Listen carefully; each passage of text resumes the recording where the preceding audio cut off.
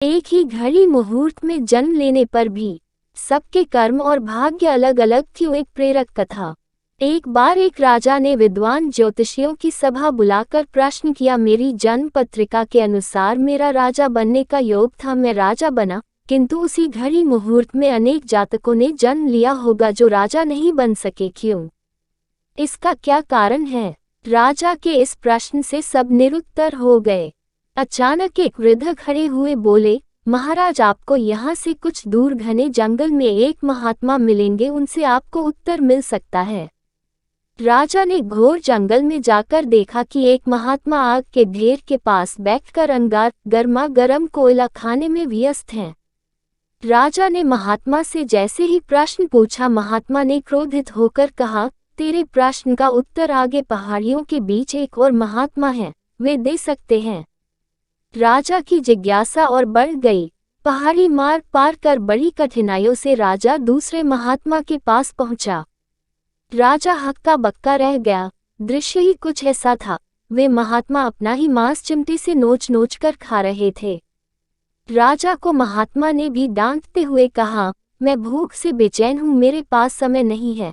आगे आदिवासी गांव में एक बालक जन्म लेने वाला है, जो कुछ ही देर तक जिंदा रहेगा। वह बालक तेरे प्रश्न का उत्तर दे सकता है। राजा बड़ा बेचैन हुआ। बड़ी अजब पहेली बन गया मेरा प्रश्न। उत्सुकता प्रबल थी। राजा पुनः कठिन मार्ग पार कर उस गांव में पहुंचा। गांव में उस दंपति के घर पहुंचकर सारी बात कही। जैसे ही बच्चा पैदा हुआ, दंपति ने नाल सहित बालक राजा के सम्मुख उपस्थित किया। राजा को देखते ही बालक हंसते हुए बोलने लगा, मेरे पास भी समय नहीं है, किंतु अपना उत्तर सुन लो तुम। मैं और दोनों महात्मा 7 जन्म पहले चारों भाई राजकुमार थे। एक बार शिकार खेलते खेलते हम जंगल में 3 दिन तक भूखे प्यासे भटकते रहे। अचानक हम चारों भाइयों को आटे की एक पोटली मिली। हमने उसकी 4 बाटी सेन की। अपनी अपनी बाटी लेकर खाने बैठे ही थे कि भूख प्यास से तड़पते हुए एक महात्मा वहां आ गए। अंगार खाने वाले भैया से उन्होंने कहा, बेटा, मैं 10 दिन से भूखा हूँ, अपनी बाटी में से मुझे भी कुछ दे दो, मुझ पर दया करो, जिससे मेरा भी जीवन बच जाए।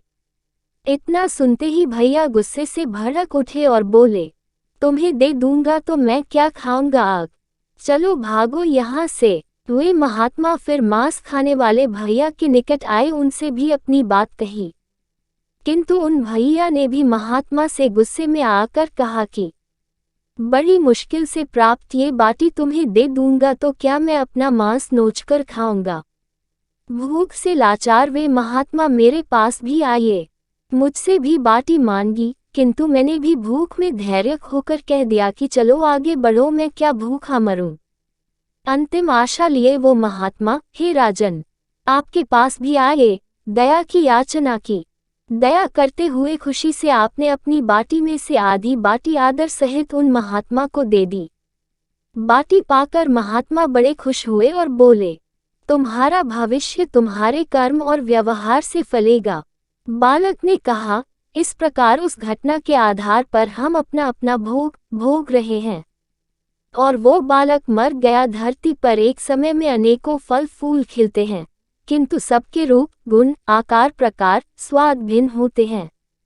राजा ने माना कि शास्त्र भी 3 प्रकार के हैं, ज्योतिष शास्त्र, कर्तव्य शास्त्र और व्यवहार शास्त्र।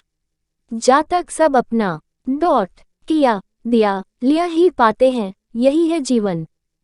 गलत पासवर्ड से एक छोटा सा मोबाइल नहीं खुलता, तो सोचिए गलत कर्मों से जन्नत के दरवाजे कैसे खुलेंगे।